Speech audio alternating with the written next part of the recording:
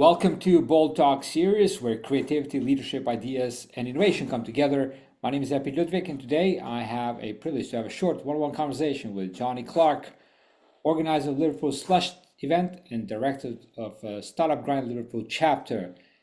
Jonny, great seeing you, and welcome to our Bold Talk series. How are you? I'm very well, thank you, Epi. Thanks for having me on. It's great, Jonny. Good to see you. Obviously, you do other things as well, but those are two main things that wanted to have a discussion about events. We do a lot of events here with Crowdsourcing Week and Bold Awards, so I thought it'd be great to have this conversation. Give us an overview, like what got you to do these events, like Slush. Obviously, the Slush event is a huge in Helsinki, so taking this to Liverpool. And same thing for the Startup Grind Liverpool chapter. Sure, yeah. Well, a lot of this stuff, it's all about putting events and kind of things on, like programs, etc. For the tech startup community. And originally by background, I wasn't in tech. I spent most of the sort of formative years of my career in economic development. And the UK is a great place to have a startup. It's a great place to work in tech. But outside of London, that kind of opportunity is a little bit unevenly distributed. And up here in the northwest of the country in Liverpool, where I live, it's an absolutely wonderful place. I would never want to leave. But the tech community is quite small. It's quite nascent. It's not at scale yet. And so, starting with some of the things I was working on about 6 or 7 years ago now, right through to setting up our Startup Grind Liverpool meetup about 3 years ago, to running our inaugural community-driven Slush event last year, obviously like in partnership with the main Slush event in Helsinki. What runs through all of this is I like bringing people together, and I see value, and evidently the people that attend see value in coming together to share ideas, understand how they can do more, achieve more success, and have a little bit of fun along the way with doing it, right? Because it's life, we're all human. So Yeah, well, it's very important to remember that having fun through this journey, although the destination is very important, but making sure that you're enjoying what you're doing and that you just wake up with that enthusiasm, right? Now, I really like that, Johnny, because a lot of people, instead of just complaining or just looking like, okay, well, I need to go to London to have these events, you made the decision, you made the commitment to say, hey, I'm going to bring it here and build this community. That's courageous enough. Did you get any of how was the enthusiasm when you were talking to people in Liverpool about like you wanted to bring this slush event in Liverpool? yeah, really excited once people learned a little bit about what it is.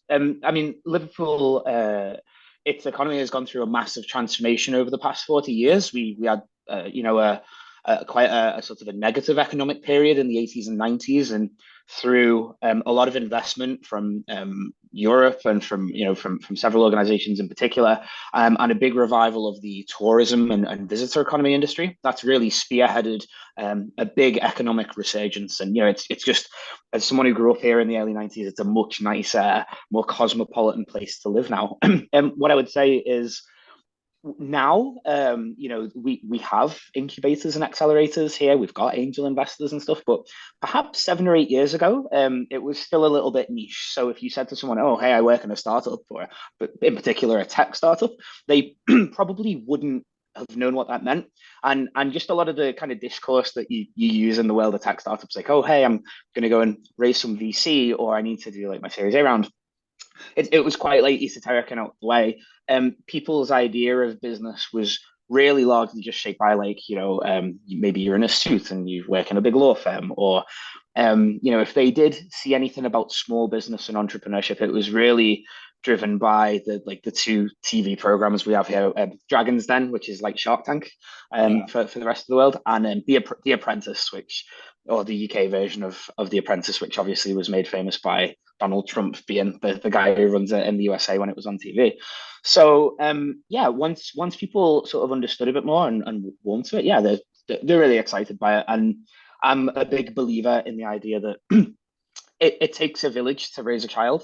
No single event, no single fund or investor or incubator or program is going to suddenly make somewhere a thriving, prosperous kind of economy overnight. But what you actually need is like sustained long-term collaboration from all of these different stakeholders within an ecosystem. And if you can stick with that, the compound interest really builds up. And we see that now, like the accelerator that I work quite closely with, that's located just down the road from me, Baltic Ventures, wildly popular applications, like, always inundated, things like that. So yeah, we're definitely moving in the right direction, and I think by many measures we've bucked the trend where there's been a bit of a downturn over recent years in the UK.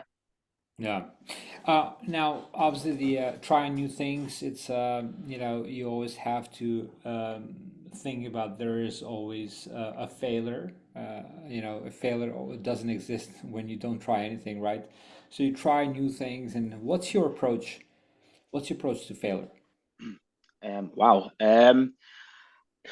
Something that particularly working around startup founders has taught me is that you can't be a perfectionist. You cannot let perfect get in the way of good. Um, I think it's a really common human tendency, and certainly one that I have within me, to kind of dwell or ruminate on failures or things that have not gone well. Um, I guess I was kind of lucky that I've come from, in my extended family. There's a lot of people who've got military experience and stuff, and I think a big part of the ethos, as anyone who's been through the military would know, is you just have to learn your lesson and move on. You kind of do the best you can, not sit and kind of constantly negatively mull over things that didn't go great. And so I guess I was exposed to that sort of mentality from a very early age. Um, and also, yeah, just understanding that if you have enough shots on goal, eventually you'll get one in, right? And all the all the failures along the way, although they seem really big at the time, when you've achieved something, it's it kind of goes to the back of your mind. Last year, running slushed, right? It was the first time we'd run it. Um, it was my first time in a long time having to do a large scale event, and yeah, there was lots of little setbacks along the way, like last minute dropouts and things like that, and other issues. But once you've done it and you kind of get all the good feedback, and you feel like you've got some value out of it, a lot of that stuff gets minimized. So yeah, I just think having a little bit of perseverance Right. and having an ability to execute and move quick really Yeah. helps with that. Yeah. Yeah. I can imagine. I mean, we've done so many events, and it's there's always something that happens in the event that doesn't work, and you need to have that quick mindset to fix it. Failure is inevitable, so there's a lot of failure that comes along the way, but you just have to persevere and move things forward. Now, obviously, you're doing great things in Liverpool, and you're starting doing this event, this last event.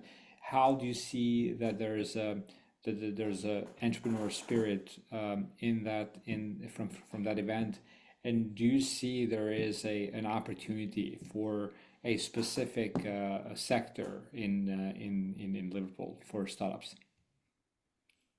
Yeah, definitely. I mean, thinking back really with my economic development hat on, I mean, by far and above the kind of breakaway sector within the Liverpool city region, the wider sort of metropolitan area that surrounds the city, it would be health and life sciences. It feels like no matter what sort of economic analysis you apply, all of the ingredients are there for a big boom in the health and life sciences sector. We have a number of world class universities producing not just research, but commercialized research, and a number of spin outs in that area.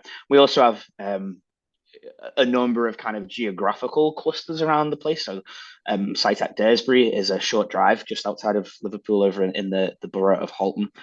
That's an enormous campus for tech businesses, but has again a very strong contingent of health and life sciences there. There's a really good kind of business support ecosystem, as well as a number of programs. I mentioned earlier, the accelerator that I have really good relations with, Baltic Ventures. There's also an incubator called Liver Labs that is doing tremendous things. And I think crucially, you've there's kind of a track record, right? That my views change on this all the time, but I think at the core of all business, without getting too mystical on it, you just need good people, right? A lot of business is just sales and engineering, and to do those things well, you need people who've got those talents, and it feels like there's a critical mass of those sort of good people in the region right now. So, and also there's, the government, and our kind of our national government as well as our local government have just agreed a huge investment zone deal as well, which is a pretty big thing in the world of UK local politics right now, and that's going to drive even more investment into the health and life sciences sector. But we also, we do great stuff outside of health and life sciences. It's really good manufacturing. We've got lots of stuff going on in the kind of renewable energy space, maritime, fashion, which I know you've got some interest in, Epi, and yeah, loads of kind of like thriving consumer B2B SaaS and like software agencies and stuff as well. But yeah, I think the flagship, the kind of the vanguard is definitely in the health and life sciences sector. Yeah. Yeah, good, hard-working people, right? It's what it's all about. It's people is what really make the place, and I truly believe that there's that planting the seed that you're doing in Liverpool to bring back. I don't know if I'm mistaken. There was this a great story of this car. Was it DMC? Is it DMC in Liverpool? Was it DMC? JLR, Jaguar Land Rover. Yeah, yeah, yeah, Yeah. yeah, yeah, yeah. I think I saw the story. This is a long time ago. It's quite an interesting story. How do people relate to people in Liverpool relate to that story? Do they know most? Do people know most about it or? I think that's probably one of the lesser known stories, but I would strongly encourage anyone who is kind of in the world of business in any sense Yeah. to go and do the factory tour at the Hale Wood site of Jaguar Land Rover. And it's very in vogue right now, in the online tech community in particular, to talk about how AI is going to cost jobs, and there's a lot of kind of doomerism and fear around that. But if you go around that factory and you compare that to, say, the old Ford plant that was there like 30, 40 years ago, Yeah. you'll really see how technology has improved safety standards and delivered better pay, better wages for the personnel in the supply chain, has enabled the production in a safer, better, more environmentally friendly manner of vehicles. And it's not just at Jaguar Land Rover, right? You can also see this identical sort of story in, say, the port. Liverpool suffered really badly in the 1960s, as containerization took hold of global shipping, and also the kind of trade pattern of the UK shifted more towards Europe, and away from the West Coast, which is where Liverpool is. And really, actually, the port has come back. It might not extend along the entire banks of the river like it used to, in, say, the 1800s, and that's because it doesn't need to. There's a number of post-Panamax cranes that can move an absolutely mind-blowing amount of freight each day. There's an incredible level of automation and machine intelligence in those systems. And again, you see a massive uptick over the years in the safety record, in the handling, in things like that. So yeah, there's definitely a number of examples you can point to around Liverpool, where technology has been embraced in a big way. It's great. Johnny, last question. What does bold mean to you? A word bold. Bold, being willing to stick your neck out, as we would say in the UK. I don't know if that like translates as a figure of speech to other places, but not being afraid to fail ultimately. And one of the things I really love about Finland, and that I learned over at Slush in Helsinki, they have this phrase "sisu," which is a little bit like doesn't have an exact translation, but you could say being bold is a little bit of a kind of a tangent to the word. It's kind of like having long term perseverance, endurance, and grit. And I think, to do anything at scale and of note in the modern world, you need to be bold. Yeah. Well said that.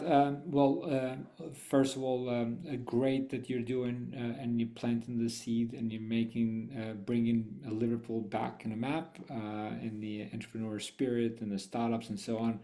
Always be bold, Johnny. Thank you for joining me in this Bold Talk series and look forward to seeing you soon again. Maybe see you in Liverpool in the coming months. Until next time, take care, be great, and be bold always. Thank you. Cheers.